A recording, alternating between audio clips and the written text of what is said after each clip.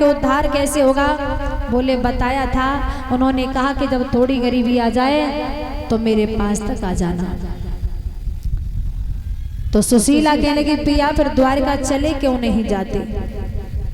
सुदामा ने कहा सुशीला मैं बचपन के मित्र से मिलने जाऊंगा तो कुछ भेंट में होना चाहिए, मेरे पास तो कुछ नहीं है। सुदामा पड़ोसनी से मांगने चली है और सुदामा जी भिक्षा मांगने के लिए आए।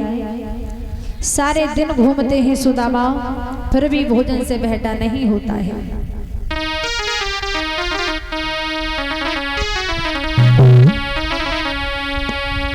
कि दिनों भर बेचारे द्वारे द्वारे हरि दाता दाता चिल्लाते हैं।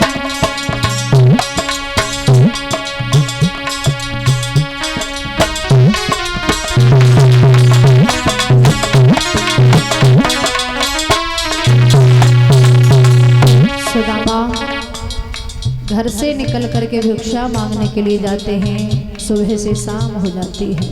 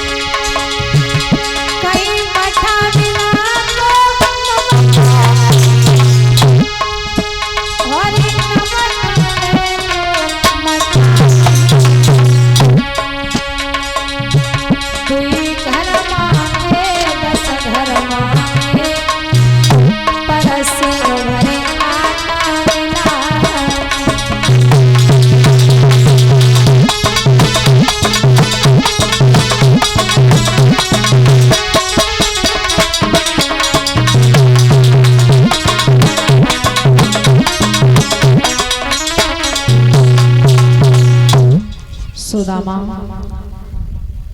दर दर की ठोकरें खाते हैं। सुशीला से कहा सुशीला बचपन के मित्र से मिलने जाओ तो भेंट में कुछ ना कुछ होना चाहिए। आज सुशीला पड़ोसनी के पास भागती हुई आई। जवाब दिया बहन मेरे पिया द्वारकाधीश भगवान कन्हैया से मिलने जा रहे हैं। अगर तेरे घर में थोड़े से चावल हो तो मुझे दे दे ताकि मेरे पिया कन्हैया की भेंट करी आएंगे।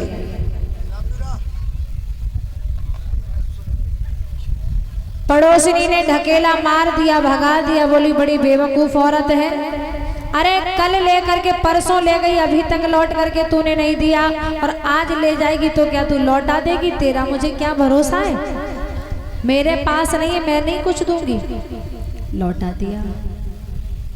दूसरी पड़ोसनी के पास आई तो वो भी गरीब नहीं थी। तो कहते हैं गरीब का दर्द गरीब ही समझता है।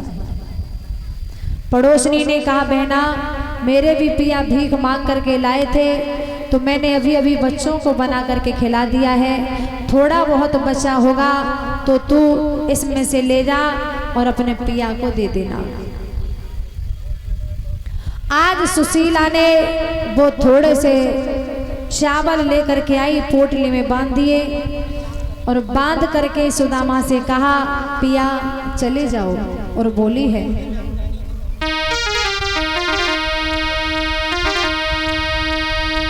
कि चले गई ओ द्वारिका मेरे सैया चले गई, चले गई ओ द्वारिका मेरे सैया चले गई,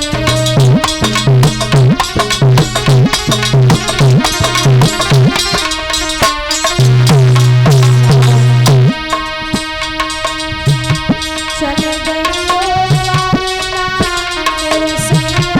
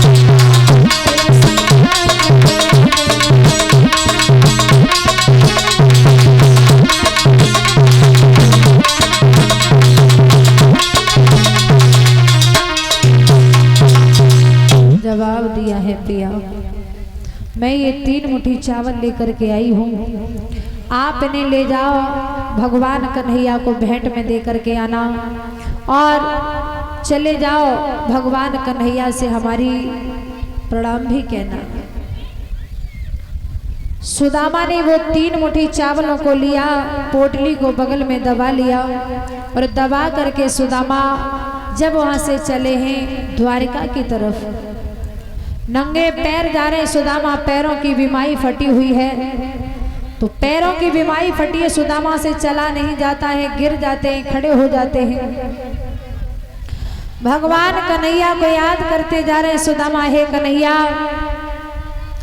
मेरे ये हालात बिगड़ चुके हैं और मैं आपसे मिलने के लिए आ रहा हूँ, और ऐसा ना हो कि आप हमें पहचानने से इनकार कर दो। तो सुदामा वो चावल लेकर के जब द्वारिका जाने लगे हैं, रोते हुए जा रहे हैं।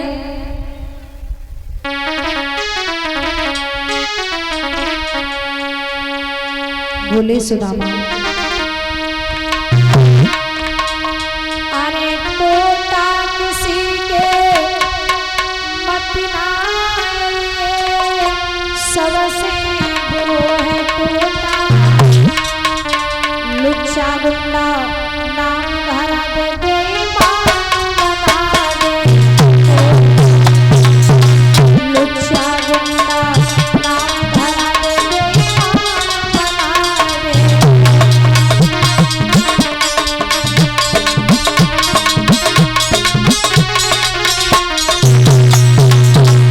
सुदामा कहने लगे, बारे टोटा ये गरीबी कभी किसी पर ना आई, क्योंकि इस गरीबी में इंसान को चोर भी बताने लगते हैं, गुंडा भी बताने लगते हैं, लफंगा भी बताने लगते हैं। तो सुदामा बोले हैं, प्रभु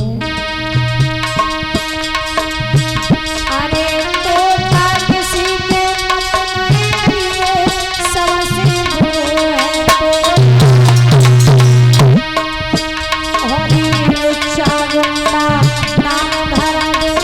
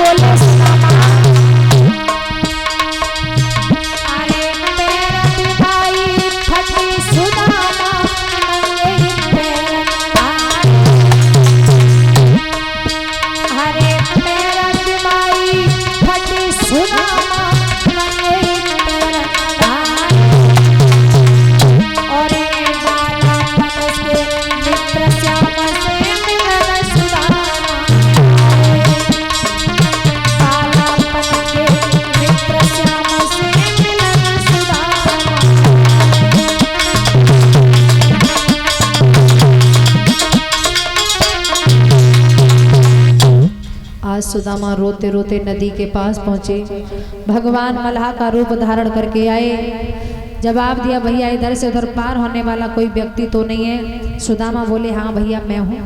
बोले, फिर बैठते क्यों नहीं हो, हमारी नाव का लास्ट चक्कर है, बैठ जाओ। तो सुदामा ने पहले जब पूछी, भैया हमें ये बताओ तुम्हारी नाव की उतराई क्या है। भगवान बोले, हमारी नाव की उतराई तुम्हारे पास क्या है। सुदामा बोले, मेरे पास तो कछु ना है। कन्हैया बोले, कछु तो हुए। सुदामा बोले, भैया मेरे पास तो सिर्फ गरीबी है और या के अलावा मुँह पे कछु ना है। तो भगवान बोले, ठीक है, हमारी नाव का भी लास्ट चक्कर है, आप हमारी नाव में बैठ जाओ, मैंने तुम्हारी गरीबी को ले लिया। कन्हैया ने सुदामा को बिठाया और पार किया। बताया जाता है कि भगवान ने सुदामा की गरीबी तो वहीं पर ले ली थी जहाँ पर नदी में पार किया। अब सिर्फ भगवान कन्हैया और सुदामा का मिलन रह गया था।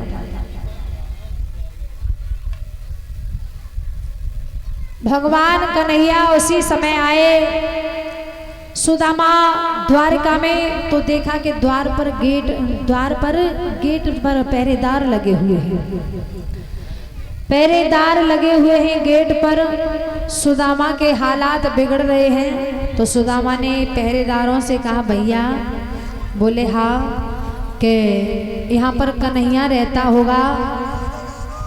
द्वारपाल कहने लगे, अरे भैया जी बोल कैसे रहो, हमारे कन्हैया से एक भिखारी और ये हमारे कन्हैया से तू तड़ाक बोल रहा है।